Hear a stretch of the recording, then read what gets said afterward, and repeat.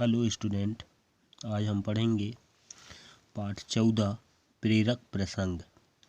ये संकलित विधा है। इसमें पढ़ेंगे, सीखिए समय का महत्व, त्याग, सेवा भावना, परिश्रम, लगन व ईमानदारी के गुणों का विकास करना, योजक चिन्हों का प्रयोग। ठीक है, इस पाठ में हम पढ़ेंगे कि समय का महत्व, समय का क्या महत्व है, त्याग, ठीक है, सेवा भावना, हम देश के प्रति या अन्य लोगों के प्रति, समाज के प्रति किस तरह की सेवा भावना रखते हैं, परिश्रम करना, लगन व ईमानदारी के गुणों का विकास करना, और जो योजक चिन्ह है, ठीक है, दो शब्दों के बीच में जो योजक चिन्ह लगते हैं जोड़ने वाले, उसका हम यहाँ पर उनको पढ़ेंगे। विश्व में अनेक महापुरुष हुए हैं। उनके आचरण और कार्यशीलता ने समूचे विश्व का मार्गदर्शन किया है। उनके जीवन से प्रेरणा प्राप्त कर अनेक लोगों ने अपने जीवन को सफल बनाया। उनके जीवन के संघर्ष ने अभावों में भी ऊपर उठने और श्रेयस्कर जीवन जीने की शक्ति प्रदान की। प्रतिकूल परिस्थितियों में भी वे सतत क्रियाशील रहकर शीर्ष पर पहुँचे और पीढ़ियों के लिए अनुकरणीय उदाहरण प्रस्तुत किए। उनका यह आचरण ही प्रेरक प्रसंग के रूप में हमारे सामने है।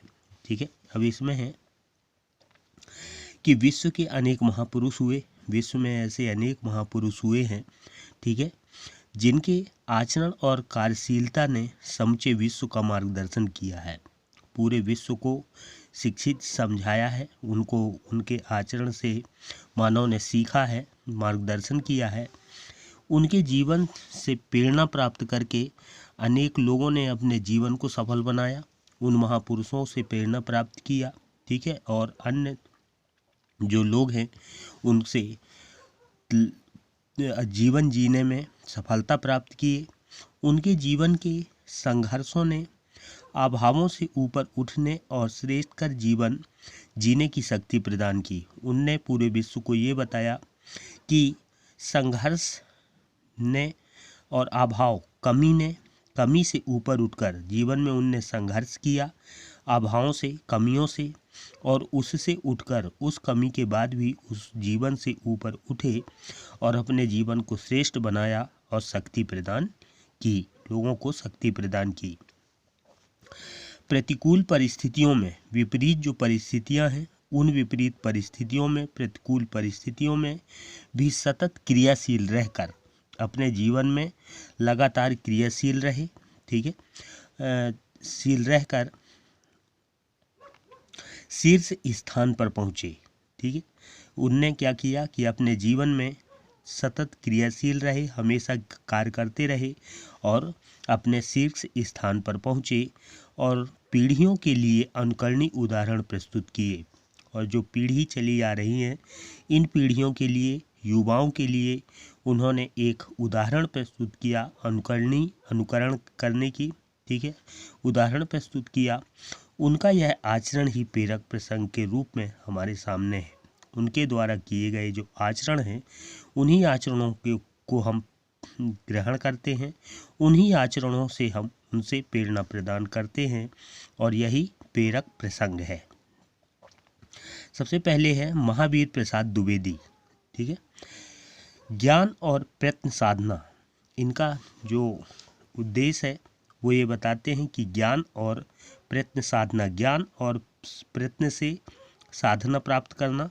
ठीक है, महावीर प्रसाद द्विवेदी के जीवन के ऐसे कई प्रसंग हैं जिनके कारण वे साहित्य और समाज के ध्रुव तारा बन गए।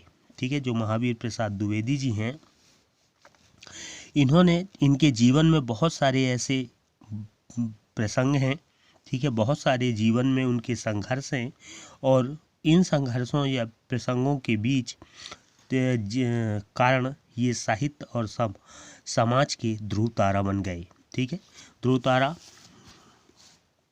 महत्वपूर्ण व्यक्ति बन गए ये समाज के लिए, साहित्य के लिए। उनका जन्म निर्धनता की गोद में हुआ और लालन पालन अभावों की कुटिया में। ठीक है, जो महावीर प्रसाद द्विवेदी हैं, इनका जब जन्म हुआ तो गरीबी में, निर्धनता की गोद में, मीन्स जो परिवार था वो गरीब थे।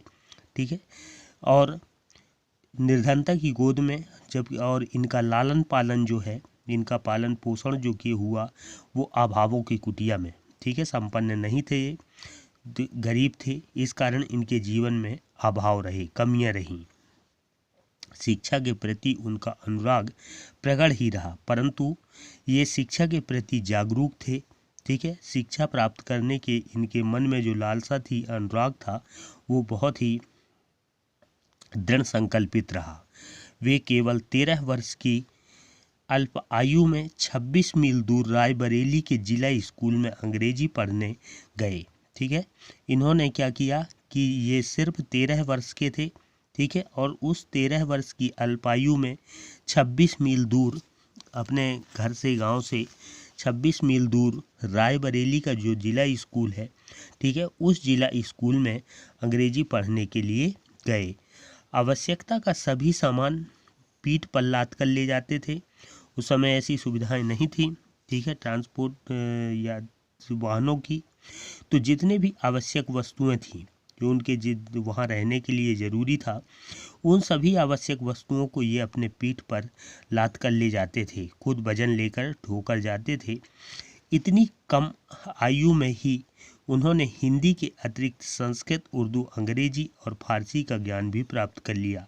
13 वर्ष की उम्र में इन्होंने शिक्षा के क्षेत्र में हिंदी के अतिरिक्त, हिंदी तो सीखे, साथ में संस्कृत, उर्दू और अंग्रेजी और फारसी का ज्ञान भी इन्होंने प्राप्त किया था।